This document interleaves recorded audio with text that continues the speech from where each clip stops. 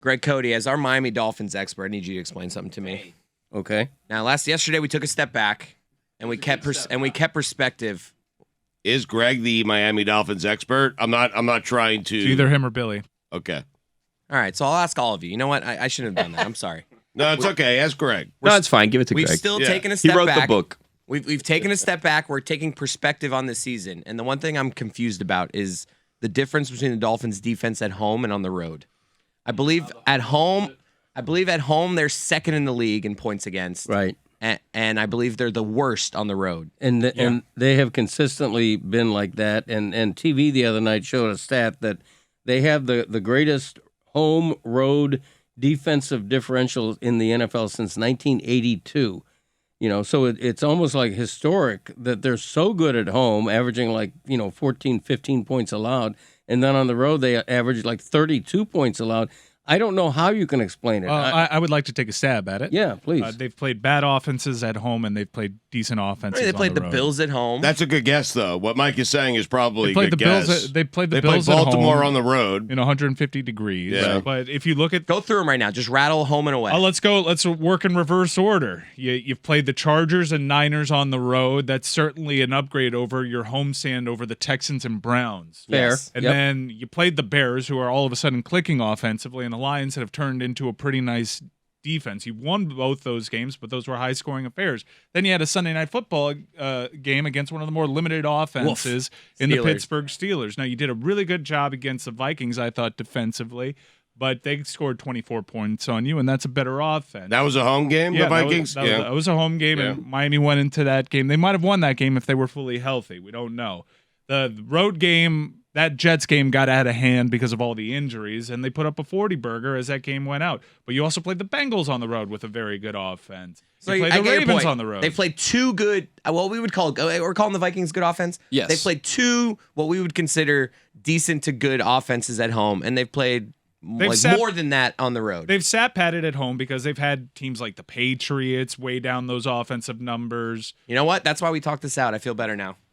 We're good. Talking it Because out, honestly, yeah. the real reason I'm having this conversation is because with this loss last week, and we're not let's look realistically. We're not going to catch the Bills. We are looking at a road Why? playoff game. Why? Why, Come on, though, let's just, Chris?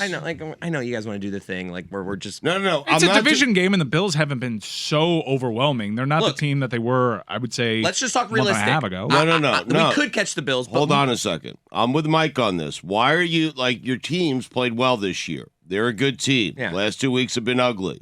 But why are you doubting the Dolphins' chances to go to Buffalo and win on Saturday? I would say it's more likely they're going to play a road playoff game. Maybe, yes, they could still catch the Bills. I'm not dismissing their chances. They could beat the Bills. The Yes. Bills still play the Bengals. The Bills still play the Patriots. I'm just saying, if they have to play a road playoff game, I'm worried because of these numbers that I've seen. I feel a little bit better, but chances are, if we go on the road, it's going to be against a good team. I would be worried more about this weekend with the huge winter storm in the Northeast. Buffalo's getting pounded by snow, and this Dolphin team has not been experienced in the outside elements outside of the heat, which is maybe another answer why early in the season, obviously the teams aren't great, but those teams have to come down and play in 179 degrees, and it's hot. I saw a report that the Dolphins had heaters on the sidelines this week, and it was 55.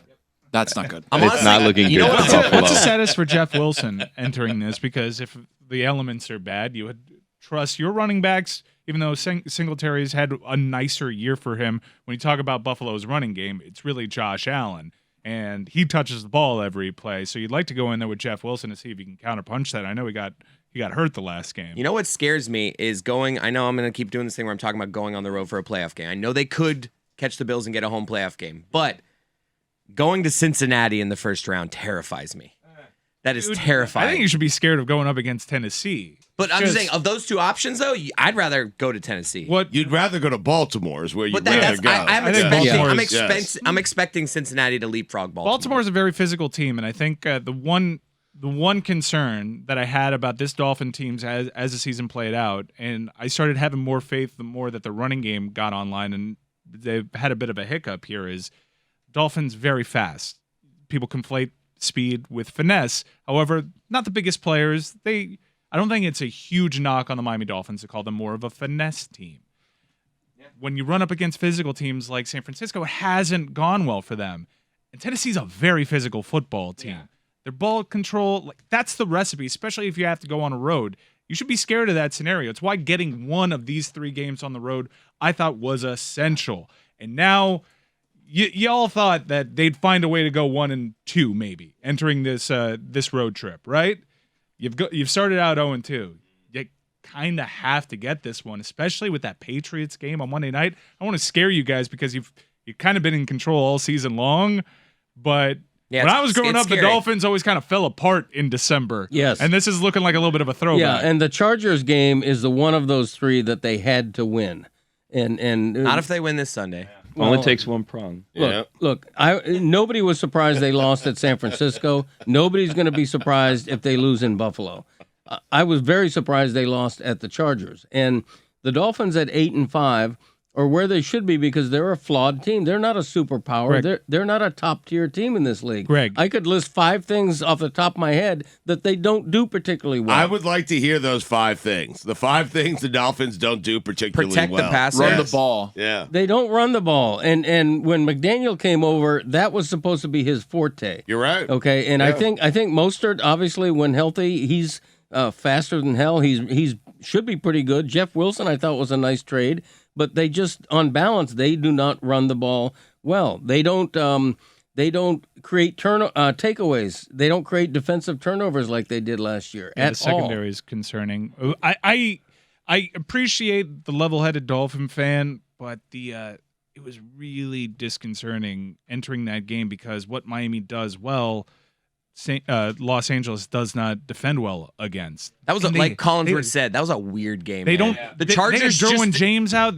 The Chargers just decided to play defense for like the first time all season. And in Bosa that game. out, Yeah. dude. That's with all the injuries that they had. That's a bad defense. It's a secondary that you can throw on. It plays well to what you do well, and you did not perform well. It's concerning. I don't know if it's adjustments or. Well, Mike, people are say entitled what have you want to bad say. games. You're concerned about Tua? Is that what you're... No. I'm not going to do that. I love him like a son, and I'm going to afford him the ability to have 2 bad games. I think he's had a very stellar season, but I thought Chris has probably been a little too chill because I'd be really worried about that Chargers result, and I'd be really worried about playing a really physical team come January when the weather's worse and you're going to get in a situation where a team's going to look at your offense and not want to have them on the field, and Mother Nature's going to be helping them do that. They're not a team that is going to run the ball 30 times and control the clock and take all that pressure off Tua. But that's what their identity wants to be. That's what Mike McDaniel wants to be. Well, and when you beat the Browns, you saw seeds of you guys turning into that team. Mike, I think the other thing, too, is when you have Tyreek Hill on your team, he's such a gravitational pull to the offensive identity that you want to have. It's hard to be a running team, run-first team, power, or